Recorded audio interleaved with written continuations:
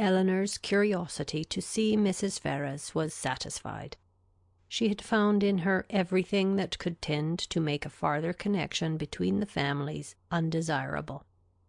She had seen enough of her pride, her meanness, and her determined prejudice against herself, to comprehend all the difficulties that must have perplexed the engagement and retarded the marriage of Edward and herself, had he been otherwise free, and she had seen almost enough to be thankful for her own sake that one greater obstacle preserved her from suffering under any other of Mrs. Ferrars's creation, preserved her from all dependence upon her caprice, or any solicitude for her good opinion. Or at least, if she did not bring herself quite to rejoice in Edward's being fettered to Lucy, she determined that had Lucy been more amiable, she ought to have rejoiced. She wondered that Lucy's spirits could be so very much elevated by the civility of Mrs. Ferrars, that her interest and her vanity should so very much blind her as to make the attention which seemed only paid her because she was not Eleanor appear a compliment to herself, or to allow her to derive encouragement from a preference only given her because her real situation was unknown. But that it was so had not only been declared by Lucy's eyes at the time, but was declared over again the next morning more openly, for at her particular desire Lady Middleton set her down in Berkeley Street on the chance of seeing Eleanor alone, to tell her how happy she was. The chance proved a lucky one, for a message from Mrs. Palmer soon after she arrived carried Mrs. Jennings away. "My dear friend," cried Lucy as soon as they were by themselves, "I come to talk to you of my happiness. Could anything be so flattering as Mrs. Ferrars's way of treating me yesterday? So exceeding affable as she was! You know how I dreaded the thought of seeing her, but the very moment I was introduced there was such an affability in her behaviour as really should seem to say she had quite took a fancy to me. Now was it not so? You saw it all, and was not you quite struck with it?" She was certainly very civil to you. "Civil? Did you see nothing but only civility? I saw a vast deal more. Such kindness as fell to the share of nobody but me. No pride, no hauteur, and your sister just the same, all sweetness and affability." Eleanor wished to talk of something else, but Lucy still pressed her to own that she had reason for her happiness, and Eleanor was obliged to go on. "Undoubtedly, if they had known your engagement," said she, "nothing could be more flattering than their treatment of you. But as that was not the case—" "I guessed you would say so," replied Lucy quickly. "But there was no reason in the world why Mrs. Ferrars should seem to like me if she did not, and her liking me is everything. You shan't talk me out of my satisfaction. I am sure it will all end well, and there will be no difficulties at all to what I used to think. Mrs. Ferrars is a charming woman, and so is your sister. They are both delightful women indeed. I wonder I should never hear you say how agreeable Mrs. Dashwood was." To this Eleanor had no answer to make, and did not attempt any. "Are you ill, Miss Dashwood? You seem low. You don't speak. Sure you aren't well?" "I never was in better health." "I am glad of it with all my heart, but really you did not look it. I should be sorry to have you ill, you that have been the greatest comfort to me in the world. Heaven knows what I should have done without your friendship." Eleanor tried to make a civil answer, though doubting her own success, but it seemed to satisfy Lucy, for she directly replied, "Indeed, I am perfectly convinced of your regard for me, and next to Edward's love it is the greatest comfort I have. Poor Edward! But now there is one good thing, we shall be able to meet, and meet pretty often, for Lady Middleton's delighted with Mrs. Dashwood, so we shall be a good deal in Harley Street, I dare say, and Edward spends half his time with his sister. Besides, Lady Middleton and Mrs. Ferrars will visit now, and Mrs. Ferrars and your sister were both so good to say more than once they should always be glad to see me. They are such charming women. I am sure if ever you tell your sister what I think of her, you cannot speak too high." But Eleanor would not give her any encouragement to hope that she should tell her sister. Lucy continued. I am sure I should have seen it in a moment if Mrs. Ferrars had took a dislike to me. If she had only made me a formal curtsy, for instance, without saying a word, and never after had took any notice of me, and never looked at me in a pleasant way, you know what I mean. If I had been treated in that forbidding sort of a way, I should have gave it all up in despair. I could not have stood it. For where she does dislike, I know it is most violent. Eleanor was prevented from making any reply to this civil triumph by the doors being thrown open, the servants announcing Mr. Ferrars, and Edward's immediately walking in. It was a very awkward moment, and the countenance of each showed that it was so. They all looked exceedingly foolish, and Edward seemed to have as great an inclination to walk out of the room again as to advance farther into it. The very circumstance, in its unpleasantest form, which they would each have been most anxious to avoid, had fallen on them. They were not only all three together, but were together without the relief of any other person. The ladies recovered themselves first. It was not Lucy's business to put herself forward, and the appearance of secrecy must still be kept up.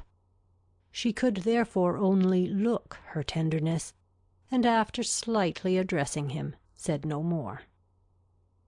But Eleanor had more to do, and so anxious was she, for his sake and her own, to do it well, that she forced herself, after a moment's recollection, to welcome him, with a look and manner that were almost easy and almost open, and another struggle, another effort still improved them. She would not allow the presence of Lucy, nor the consciousness of some injustice towards herself, to deter her from saying that she was happy to see him, and that she had very much regretted being from home when he called before in Berkeley Street. She would not be frightened from paying him those attentions which, as a friend and almost a relation, were his due, by the observant eyes of Lucy, though she soon perceived them to be narrowly watching her. Her manners gave some reassurance to Edward, and he had courage enough to sit down. But his embarrassment still exceeded that of the ladies in a proportion which the case rendered reasonable, though his sex might make it rare, for his heart had not the indifference of Lucy's, nor could his conscience have quite the ease of Eleanor's.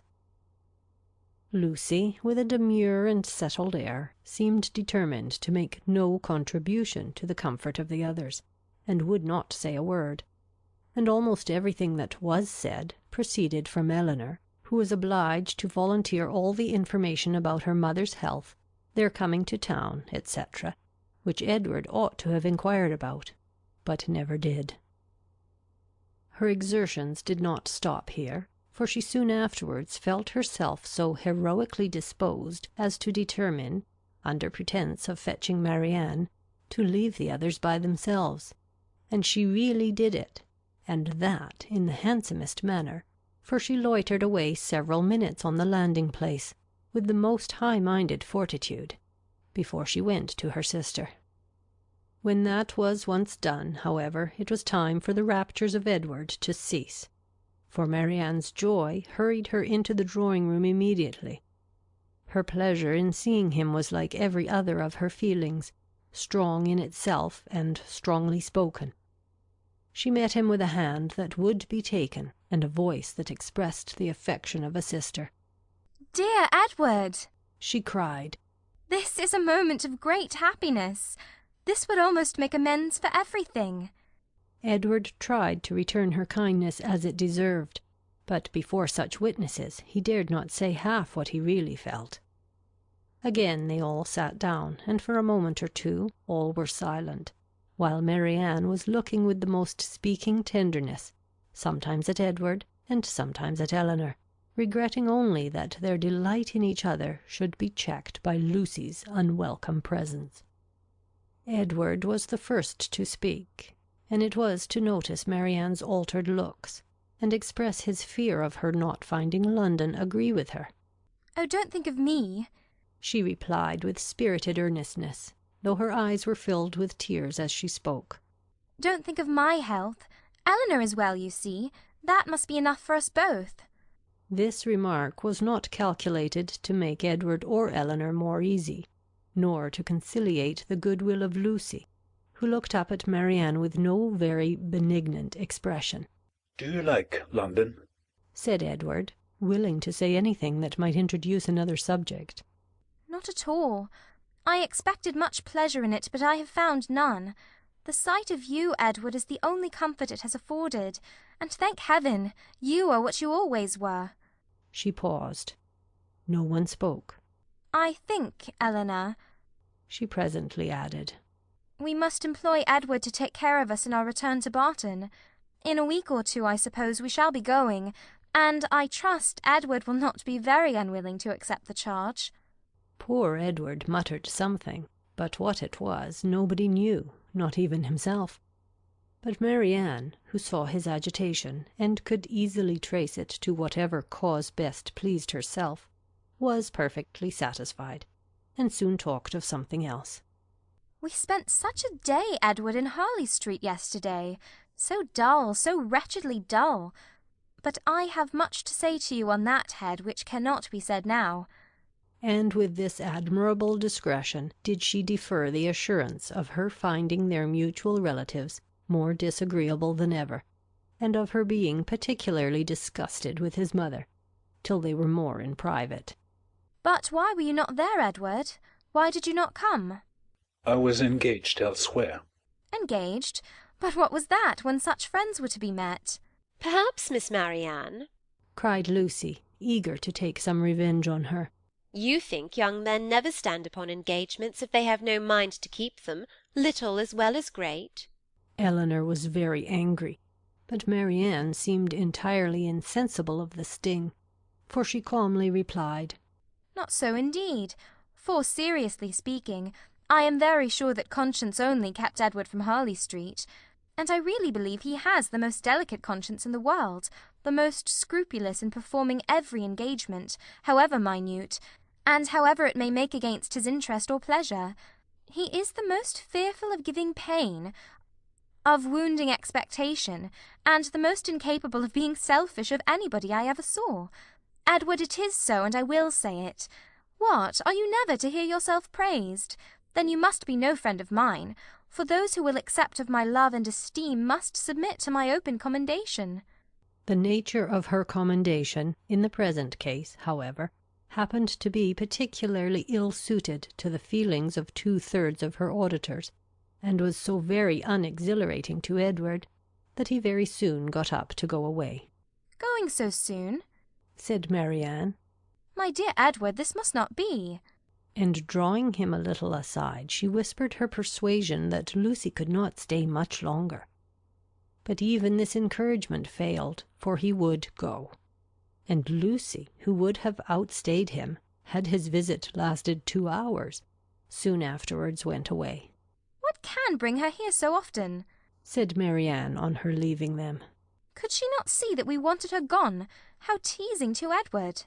Why so? We were all his friends, and Lucy has been the longest known to him of any. It is but natural that he should like to see her as well as ourselves.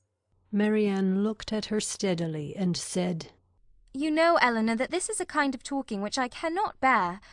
If you only hope to have your assertion contradicted, as I must suppose to be the case, you ought to recollect that I am the last person in the world to do it. I cannot descend to be tricked out of assurances that are not really wanted. She then left the room, and Eleanor dared not follow her to say more, for bound as she was by her promise of secrecy to Lucy, she could give no information that would convince Marianne, and painful as the consequences of her still continuing in an error might be, she was obliged to submit to it.